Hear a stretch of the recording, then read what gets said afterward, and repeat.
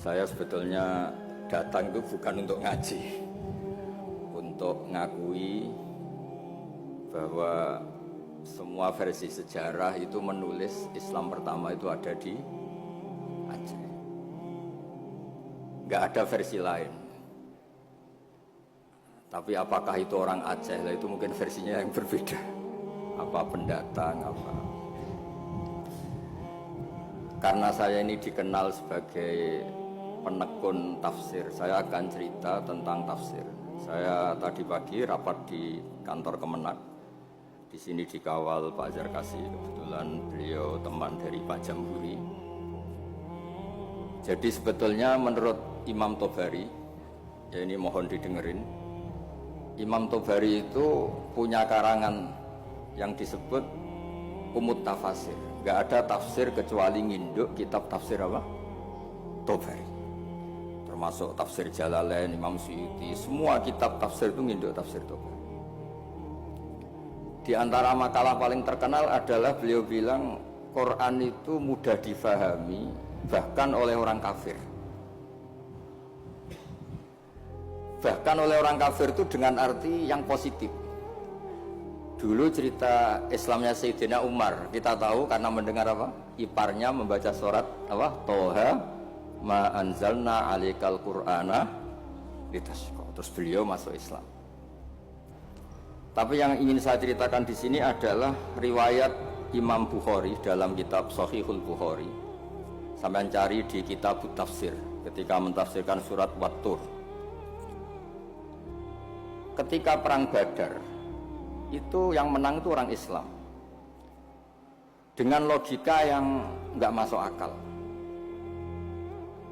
Orang Islam itu jumlahnya 313, orang kafir bersenjata lengkap jumlahnya berapa? 1000.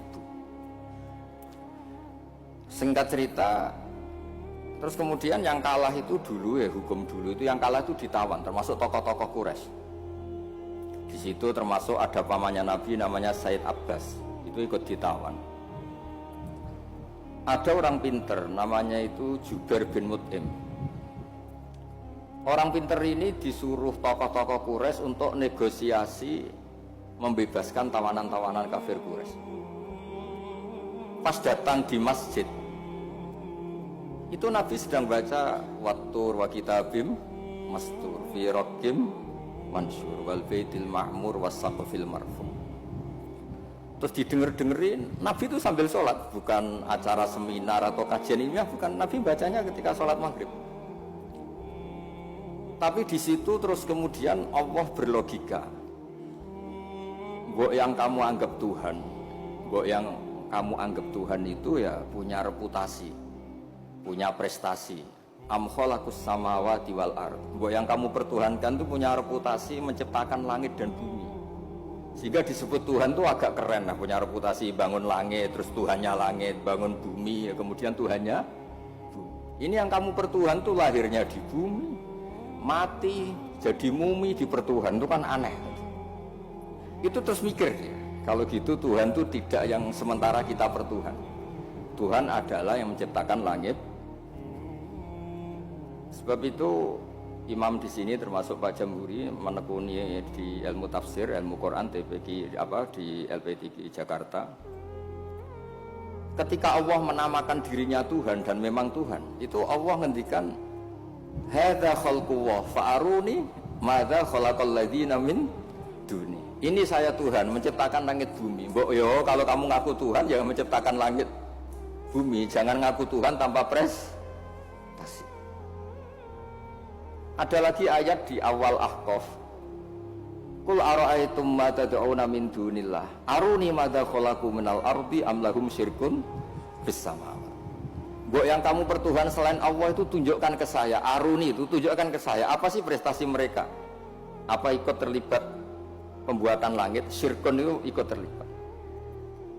Sehingga tidak ada jawaban lagi kecuali Tuhan itu adalah Allah yang qadim, Allah yang wajibil wujud. Terus Jubair bin Mut'im kemudian masuk Islam. Berarti sudah ada dua tokoh terkenal yang memahami Quran sebelum masuk Islam. Tentu ini memahami yang benar. Sebab itu Sabda Rasulullah sallallahu alaihi wasallam, saya ini bangga punya mukjizat yang tidak musiman, kata Nabi, yaitu Quran.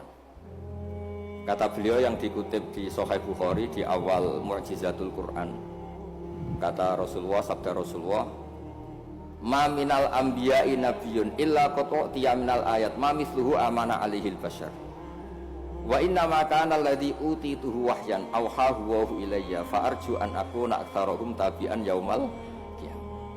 Semua nabi itu punya mukjizat tapi bentuknya fisik.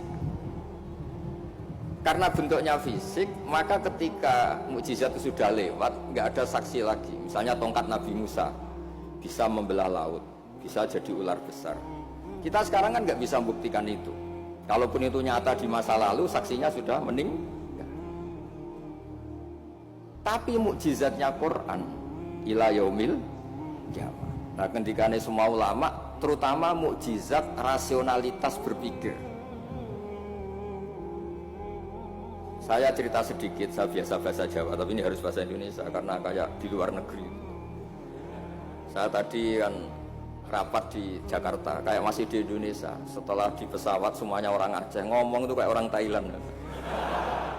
Ini saya di luar negeri apa masih di Indonesia. Saya tidak tahu imam masjid tadi ngerasani apa. Tahu-tahu saya disuruh ngaji, tapi nggak ngerti satu bahasa apa. Kayak mantra. Jadi ini saya kayak di luar negeri. Jadi saya di luar negeri 2 kali, 1 ke Madura, 2 ke Aceh. Sama-sama nggak paham. Mukjizat tertinggi adalah dalalatun akliyah atau hujjatun akliyah. Sebab itu agama ini Allah memaklumatkan liqaumi yaqilun liqaumi yatafak